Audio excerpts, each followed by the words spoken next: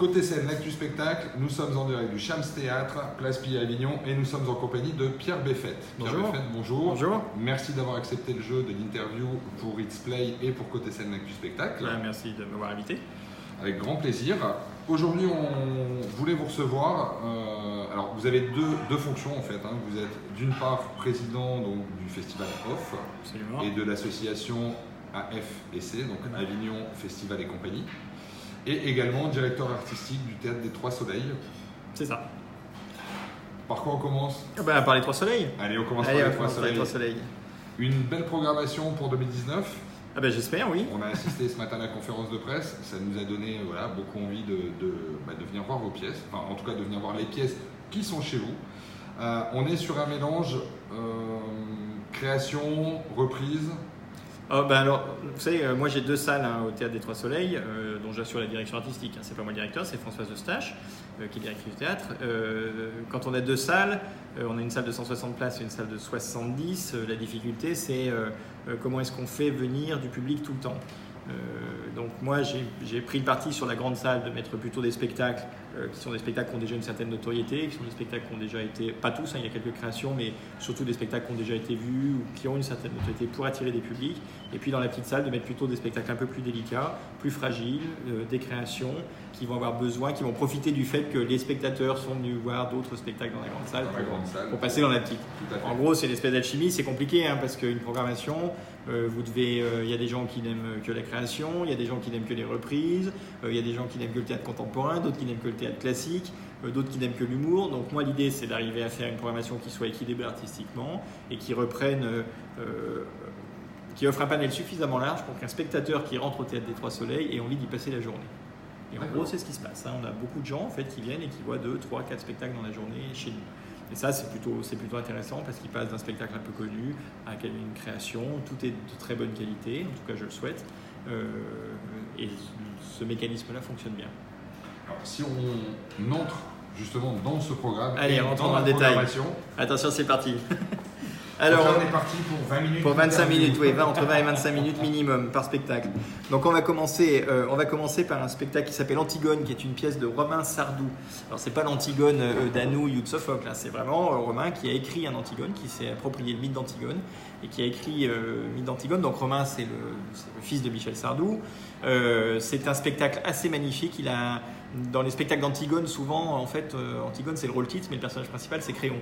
Et là, lui, il a recentré sur Antigone et de savoir qu'est-ce que c'est que d'être la fille d'Oedipe et de Jocaste, qu'est-ce que c'est qu'être la fille d'un inceste, et comment est-ce que, quand on est la fille d'Oedipe et de Jocaste, comment est-ce que ça impacte sur le personnage lui-même. Donc c'est intéressant, c'est une entrée dans la psychologie d'Antigone. C'est remarquable, j'ai vu les lectures, j'ai pas encore vu le spectacle, ça c'est une création, c'est absolument remarquable. Katia Miron qui joue l'Antigone est extraordinaire, Henri Courceau, Bernard Malaca, enfin c'est vraiment une distribution avec 7 comédiens, très beau spectacle. Ensuite on enchaîne avec le Cas Martin Piche. Le Cas Martin Piche, c'est un spectacle de Jacques Mougenot, ça fait maintenant 6 ans qu'on le fait, c'est une comédie absolument délicieuse sur l'ennui. Martin Piche s'ennuie terriblement, il décide d'aller consulter son psy pour savoir comment ne plus s'ennuyer. Et son psy, ça va le passionner. Je vous raconte pas la fin parce que bien évidemment, il y a tout un imbroglio de quiproquos et il y a une chute qui est géniale. Voilà, c'est un spectacle maintenant qu'on fait depuis 6 ans, c'est un vrai succès et on le reprend avec plaisir. Ensuite, on enchaîne avec L'Avare de Molière. Voilà, un grand classique. Alors, je l'ai pris parce que je l'ai vu ce spectacle au Théâtre 14 et qu'Emmanuel de Chartres, qui joue le rôle de l'avare, est époustouflant dedans, mais vraiment. J'en ai vu des avares et lui, il est tout en sensibilité, tout en finesse. C'est un personnage odieux, l'avare, il finit par le rendre sympathique. Vraiment, c'est une belle prouesse. Donc ça, c'est à voir. Ensuite, on a Les Funambules. Les Funambules, c'est un spectacle qui a été conçu et qui est interprété par Alexandre Brasseur, le fils de Claude Brasseur. C'est un spectacle en fait qui est issu d'un premier spectacle qu'il a fait il y a plusieurs années, qui était Les Enfants du Paradis, qui était un spectacle sur le film Les Enfants du Paradis, dans lequel son grand-père, Pierre Brasseur, était partie prenante. Et donc il a repris ce travail qu'il a un petit peu modifié en s'intéressant plutôt sur la question de savoir comment la vie des gens peut basculer à un moment ou à un autre et comment tous ces grands artistes qui ont été Prévert, Carmé qui a fait le film, Arletty, etc., comment tous ces gens à un moment de la guerre, enfin à un moment particulier de la guerre, il y avait 2 juifs, un homosexuel, il y avait Arletty qui avait été taxé d'être collabo, et comment tous ces gens-là ont fait un film assez magnifique. Donc voilà, c'est un hommage au cinéma, puis surtout c'est un hommage à cette vie de funambule qu'on a tous et qui fait qu'on peut basculer d'un moment à l'autre. Ensuite, on va faire, je reprends mon programme. Isadora, c'est sur la vie de Isadora Duncan. Donc Isadora Duncan qui était une danseuse, qui est morte en 1927 à peu près. Enfin, à peu près, elle est morte en 1927 et qui a eu un regard sur la danse qui a fait que c'est vraiment elle qui a amené la danse contemporaine. C'est-à-dire qu'elle est sortie de tous les codes de la danse classique en disant on n'est pas obligé d'avoir un corps complètement filiforme pour faire de la danse, on peut avoir un autre corps, on peut avoir une autre relation au corps. Et c'est vraiment toute cette démarche-là qui est à l'origine de la danse contemporaine. En plus, c'est une femme extrêmement féministe, très engagée. Donc moi, c'est des gens que j'aime parce que je trouve qu'ils font avancer les choses. Voilà, donc ça m'intéressait beaucoup de parler de cette femme-là. Ensuite, l'affaire du Sar. Alors l'affaire du Sar, on est à notre 10e année. C'est ce fameux spectacle de Jacques Mougenot, récompensé 1000 fois sur l'art contemporain. C'est un classique, c'est à ne pas rater. C'est très drôle, c'est très intelligent. Puis c'est sur l'art contemporain, c'est pas un sujet abordé si souvent. Ensuite, Nous aimerons-nous, c'est un spectacle d'improvisation autour du couple. C'est un couple juste après un acte amoureux qui se retrouve dans une chambre. Et donc c'est vraiment le public est interactif, c'est-à-dire que c'est le public qui va choisir la manière dont l'histoire est construite. Alors moi j'ai tendance à dire qu'il y a improvisation et improvisation. Ça c'est de l'improvisation, de la très bonne. Ça a été joué au Théâtre de la Villette, ça a été joué à Belleville, c'est vraiment de très bonne qualité, c'est un très beau spectacle. Et ensuite on finira dans la grande salle par Qui a peur de Virginia Woolf. Spectacle a été créé au Théâtre 14 l'année dernière, mise en scène de Panchi Cavellez, avec notamment Stéphane Fievet et Frédéric Lazzarini. Moi j'aime beaucoup cette pièce et surtout la prestation, je parlais tout à l'heure d'Emmanuel de Chartres dans l'Avare, mais la prestation de Frédéric dans Virginia Woolf, c'est absolument incroyable. On a l'impression que c'est écrit pour elle. Virginia Woolf, qu'on aura d'ailleurs l'occasion de recevoir jeudi en interview également en direct. Du Shams, ouais. D'accord, super. Voilà, ça c'est pour la grande salle, la petite salle. La petite salle, on va commencer par le 4e mur. Alors un autre Antigone, là pour le coup. 4e mur, ça raconte l'histoire. Donc c'est une pièce de Chalandon qui raconte l'histoire d'un acteur qui va décider de monter Antigone dans les territoires occupés pour en faire un acte de paix, un acte de réconciliation et montrer, en prenant un protagoniste israélien, un protagoniste palestinien, etc. Et puis ça va pas se passer comme ça. En fait, la réalité de la guerre au Liban va l'emporter là-dessus. Et c'est vraiment la confrontation entre le théâtre qui est cet endroit d'espoir, cet endroit d'humanité, cet endroit de créativité, et puis la guerre qui est tout l'inverse, cet endroit de destruction, cet endroit d'inhumanité, comment ces deux univers vont se confronter. C'est très très émouvant, c'est un très beau spectacle. Ensuite, Jusqu'à ce que la mort nous sépare, c'est une création, je vais avoir du mal à en parler parce que je ne l'ai pas vu et je n'ai pas assisté à des lectures, c'est Nixon Pitacage. Alors Nixon Pitacage, c'est un metteur en scène avec lequel on travaille depuis des années, c'est un fidèle du Théâtre des Trois Soleils, donc voilà, à découvrir. Alors c'est quelqu'un qui vient des pays de l'Est, il a toute cette culture extrêmement festive, extrêmement exubérante, et tous ces spectacles sont là-dedans. Donc celui-ci en plus est une comédie, c'est un spectacle une comédie, en tout cas c'est un spectacle plutôt drôle de Rémi DeVos. Donc le connaissant, je pense que ça va être un humour un peu acide comme il sait le faire, je pense que ça va être très bien. Ensuite on fait Vipère au point, un spectacle qui a été créé au Théâtre du Ranelagh cette année. C'est un seul en scène. Alors moi j'adore le texte, on a tous souffert avec Vipère au point, on a tous été punis avec Vipère au point. Et donc là, le revoir, en fait, c'est un peu une Madeleine de Proust, c'est ce que je disais ce matin, parce que en fait, on s'aperçoit qu'on connaît parfaitement le spectacle. Et c'est juste réentendre la langue de Bazin, c'est absolument merveilleux. Aurélien Hoover est un acteur incroyable, c'est une vraie prouesse de l'avoir fait dans un seul en scène, et ça rend vraiment bien le texte de Bazin. Donc, moi j'adore ce spectacle à voir. Ensuite, puis toujours pour rester sur les Madeleines de Proust, Proust, on fait un spectacle Proust en clair. C'est pour tous les gens qui n'aiment pas Proust. Si vous pensez que Proust est trop long, si vous pensez que venez voir ça, c'est un spectacle qui a imaginé Jacques Mougenot justement pour pas réhabiliter, parce qu'il ne faut pas exagérer, mais en tout cas pour donner aux gens envie d'aller voir Proust. Et il a eu là, d'abord c'est un orateur incroyable, donc c'est un vrai plaisir de l'entendre dire du Proust, et surtout il a eu l'intelligence de construire ce spectacle, d'abord en partant d'une biographie de Zweig sur Proust. Donc l'écriture de Zweig, c'est somptueux. Il y a un extrait de Cocteau, il y a un extrait de Morand, et puis il y a 3 extraits À la recherche du temps perdu. Et c'est effectivement 3 Madeleines. Alors il y a la Madeleine, il y a la fameuse Madeleine. Mais en fait, c'est des choses qu'on pense ne pas aimer, mais d'un seul coup, c'est une espèce de plongée dans la littérature qui est une vraie merveille. Mais comme Bazin, c'est pareil. Ensuite, on enchaîne avec Ah si j'étais riche. Ou Mehaen Mendel le rêveur. Donc ça c'est la vie de Mehaen Mendel qui va quitter son shtetl pour aller devenir riche.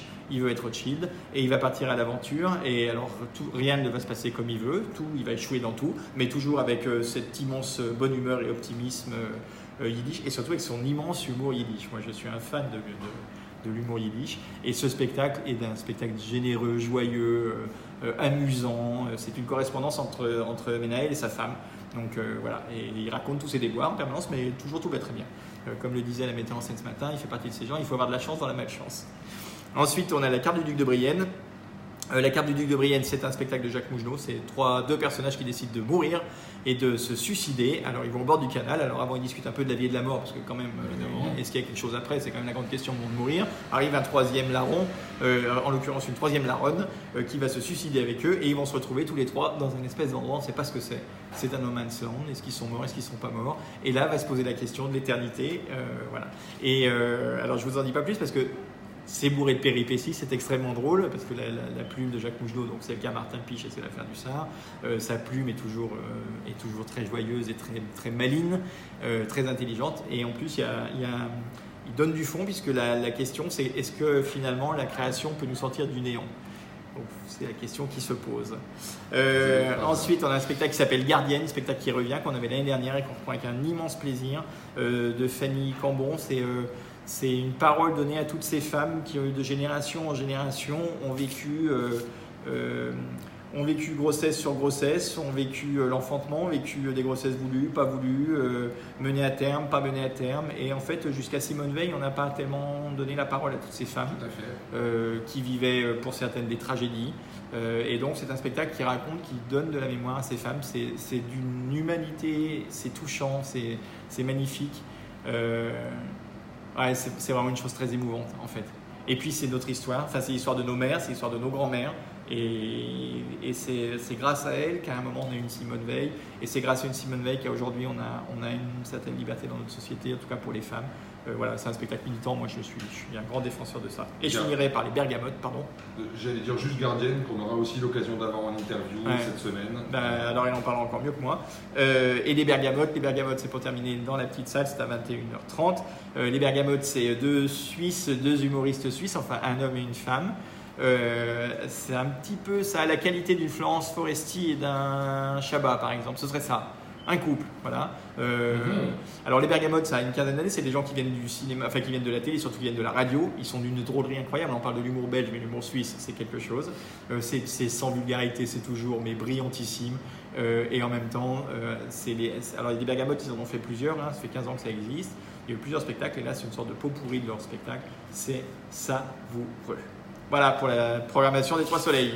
Une belle programmation à découvrir en tout cas. J'espère. En tout cas, moi j'ai vu les spectacles sauf les créations et c'est vraiment du beau travail. Les Trois Soleils, on vous rappelle, c'est rue Buffon à Avignon.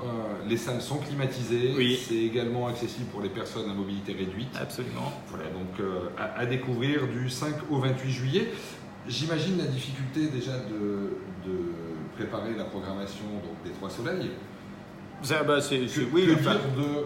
De votre rôle de président du festival Off, parce que ça c'est encore autre chose. C'est encore autre chose, mais c'est pas le même travail. La programmation, c'est d'aller voir des spectacles et ça va, c'est pas une partie désagréable. En même temps, le Off, c'est pas une partie désagréable non plus.